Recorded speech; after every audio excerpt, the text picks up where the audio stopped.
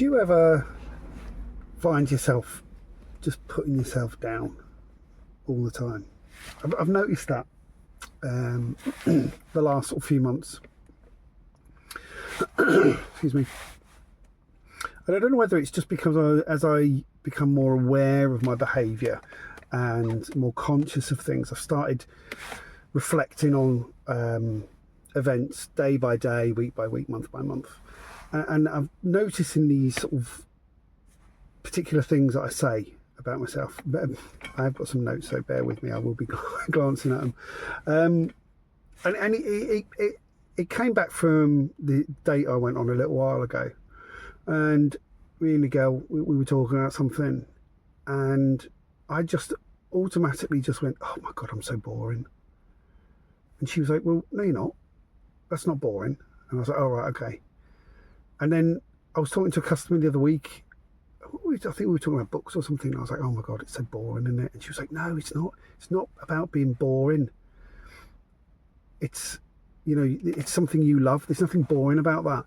And I realised, I was like, I do this a lot. I put myself down a lot.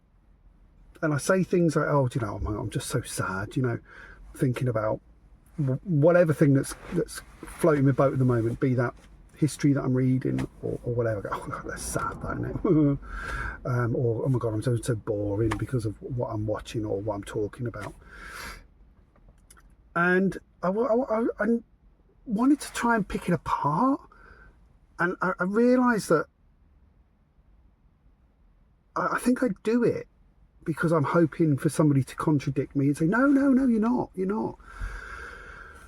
You're not boring at all, or you're not sad by taking an interest in that. And I was wondering where that came from and why I do it. And you sort of think, why am I seeking external validation from somebody else? Why can't I do that myself? Am I doing it because I have am I seeking an emotional need from somebody else for this, or is it something that I'm just missing naturally that I don't do, or I self-deprecate? And I've been trying to work out, I suppose, where it comes from, and I think I've worked it out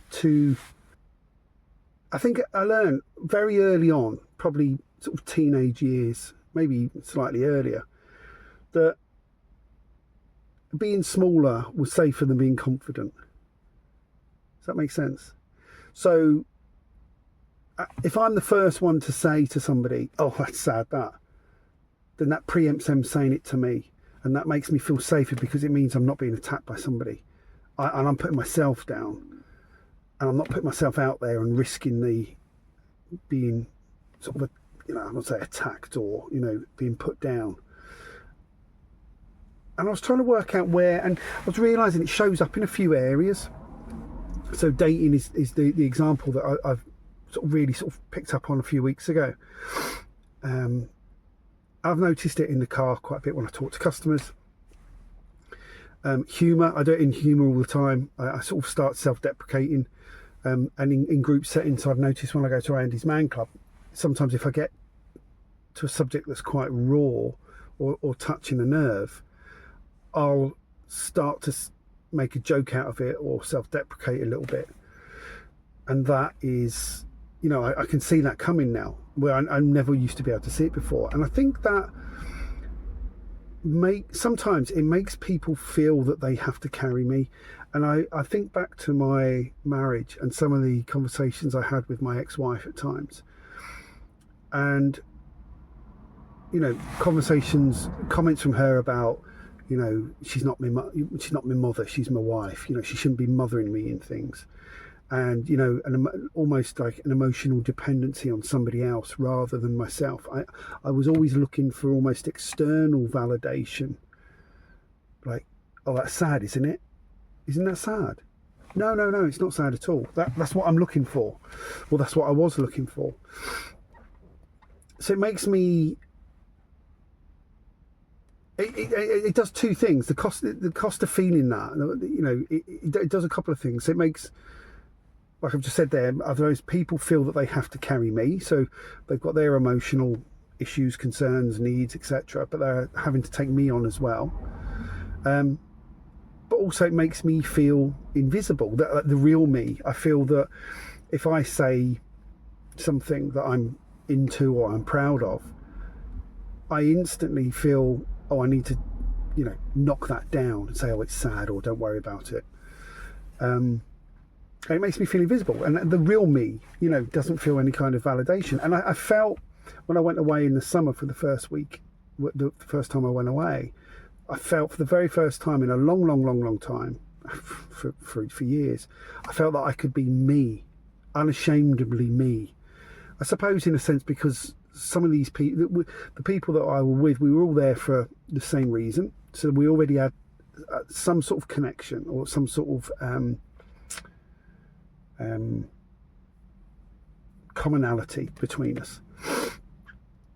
But also that I may never see these, probably almost definitely would never see these people again. So it didn't really matter. If I could just be who I was and not worry about seeing them again. And that was really refreshing for me. But now I'm starting to realise that and notice the times where I am doing this. I suppose now we get to like the cost of it. What does this do? And it makes me feel, I think it makes me feel invisible, because it makes me feel that things that I love or that I've got an interest in at the moment have no value, so I need to hide those or pretend to other people that they don't mean anything, when actually they may mean a lot to me. But also that means I'm seeking validation from other people. So potentially they feel that they have to carry me, and they have to, I suppose you'd look at it from an outside, say a potential partner's point of view, going, oh, am I going to have to keep feeding him this confirmation that actually what he does like, or is worth it? And that's a bit of a weight for somebody to carry. And I would never have noticed that before. So that's a bonus, I guess, isn't it? So where am I now, I guess, in this journey of discovering this stuff, is that I came up with a phrase earlier on. It was like, I'm trying to stop abandoning, I can't speak. I'm trying to stop abandoning myself out loud. And I'm trying to spot it when it starts to raise itself and go, oh, knock that down again. So when I'm having those conversations at Andy's Man Club and I start to feel that the humour's going, actually sometimes I'll label it and go, oh, do you know what, guys, I can feel the humour starting to kick in now. This is obviously touching a raw nerve, and try and continue to talk through in a serious note of what I'm discussing. And sometimes that it can be incredibly emotional and tough, but it gets it out there.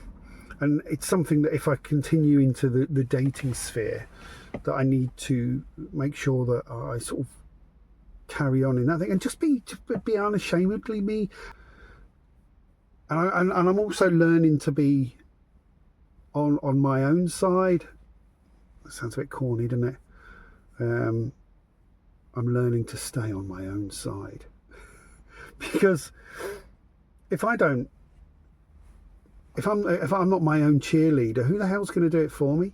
And that doesn't mean I go out there, singing from the rooftops, but it does mean that I shouldn't be putting myself down. I wouldn't do that to any of my mates. Not that I've got many. So why the hell am I doing it to myself? I don't know. Just wondering, I mean, did any of you guys do this out there as well?